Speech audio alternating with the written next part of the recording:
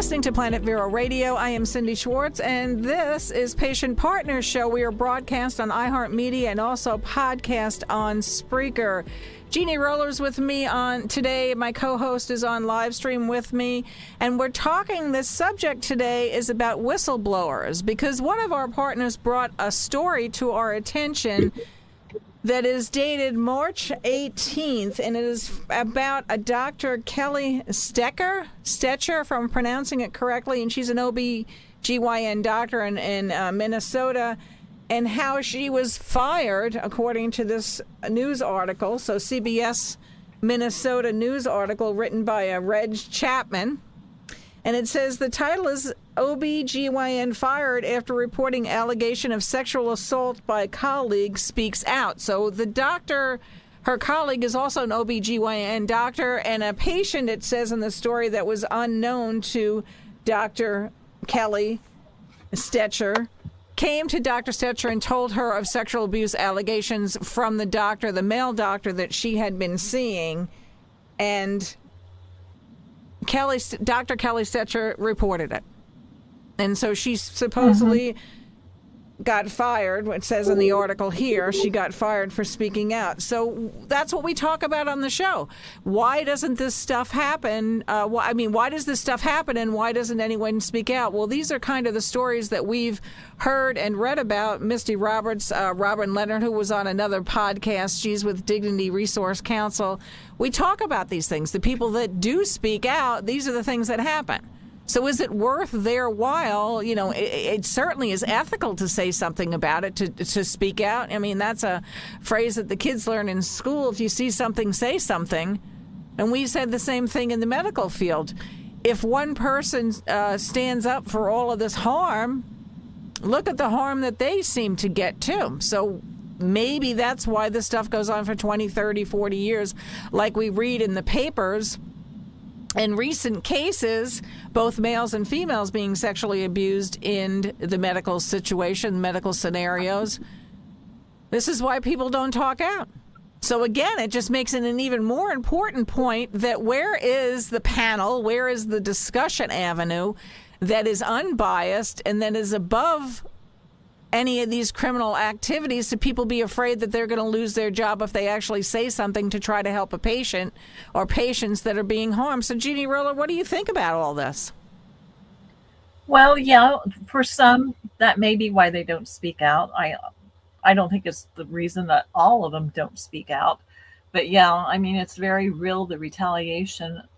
If you do see something and you speak out, that there is a very real chance of suffering consequences. But, you know, on the other hand, medical providers they take an oath of protecting patients. So, you know, I don't have the answer for them. Ethically and morally, they should speak out. But there again, you know, it's consequences to themselves. Right. Well, that's the same way I feel. And I'm just kind of appalled as a medical patient to read that a doctor like that, I mean, if everything is proved true, if the allegations are proved true, and yes, this did happen, that why that would happen to a doctor or any person that speaks out in a truthful situation, and then they bear the brunt of it. It doesn't make any sense to me. It really doesn't. And you and I have had this conversation many times about personally being told that things didn't happen when we know that they did, and the administration and the places that we've gone to, the facilities, other people that we've had on this podcast, same thing happened to them. I mean, we can list on and on and on, and other ones that won't come on the podcast because they don't want to be recognized, but they have told us their stories and emails and what have you, that it is happening, and why is it being quashed? Right. Well, both you and I know as patients who have spoken up that we have been harassed. So I'm sure the same happens for medical providers who speak up. They're also harassed. It is a very, on my Twitter account, a lot of people call it the medical mafia. Okay. That's what we compare it to being. Right. And what is the end game, really? I mean, not to coin any of those phrases, but what's the end game for this? We're all trying to figure out. Is it money? Is it just we're all a part of this because it's a big money-making deal, and this is supply and demand. The more patients in, the more patients. We don't care what happens, but we need to do, and I'm making this up, but we need to do X amount of surgeries, within a given period of time, and that's what we want. And if we can get that, then we want more. And, we do. Well, Go ahead. We do it, and that's just the way it is. Suck up and call it a day. It's crazy. Well, yeah, ultimately it is about the money. It is about power and control, because they need the total power and control to make the money. And, it's quicker to do things like not covering patients properly. As far as letting these sexual assaults like this alleged sexual assault happen, it's easier because they don't want transparency, because transparency means that they have to start changing how they do everything. So yeah, I think it all just ties together. It ties together, yeah. It's probably something, if it hasn't happened to you, I'm glad for you as a medical patient, but if it has happened to you like it did with us, and like I said, other people that we talk with on this podcast, it's a rude awakening. I mean, you literally sit there, lie there, stand there, whatever, just shocked, mortified, angry. It goes on and on that medical providers actually treat patients like this. And then you think, with all the paraphernalia, pamphlets, all this kind of stuff that they give you, oh, we're there for you. I mean, I'm talking about the pamphlets that I was given, but I've seen many of them. You know about them too, Jeannie, and so do other people that we talk with. Right. Oh, we're here for you. We're a team hospital. We're team players. Everybody's here for your benefit, and on and on and on. And they have you buy into that, which I did. I bought into it hook, line, and sinker. Didn't even think one reason why I wouldn't believe any of that. And then when you see yourself sexually assaulted, abused for a certain procedure, you just numb.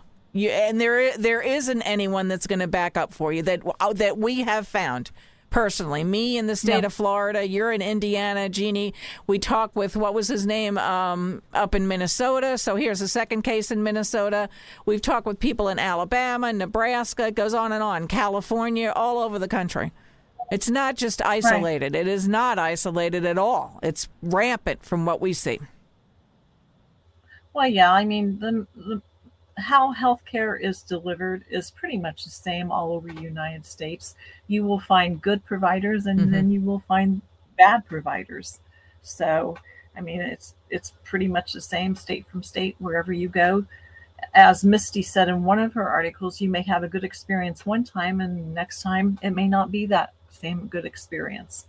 Well, that's true, too. And she also says, and she's on patientmodesty.org, Misty Roberts also says, you could go to a hospital, say, so-and-so General Hospital, and the heart section there is phenomenal. And then you go to the, just for argument's sake, the OB/GYN section, and it's not as good a care there, which is another mind-numbing thing, too, that why it wouldn't be across the board. But that's what we're dealing with. I mean, there's books written about Johns Hopkins, well-known facility, that say the same thing. I mean, I didn't make that up. I read it. I have read it more times than not, and the healthcare people say the same thing. It's kind of mind-boggling for them too on how this is so many discrepancies. So we want to give the information for your website, Jeannie. Our website, it's patientrightsinfo.com. You can reach us at info@patientrightsinfo.com if you want to make a comment, any kind of criticism, help, any kind of information that you want to tell us, or you want to have talked about on the show. We're certainly open to hear the good, bad, and the indifferent, and however you want to say that. And we also want to give a shout-out to Robin Leonard at dignityrc.org. She talks about the Dignity Resource Council and garments, specific garments to keep your dignity for different bathing and those kind of procedures, because another group of people that are always in the news, sadly, are people in nursing homes and the elderly that are abused in these places. It's just, it's unbelievable. It's mind-numbing. Anyway, you've been listening to another Patient Partners on Planet Vera Radio. Please stay tuned.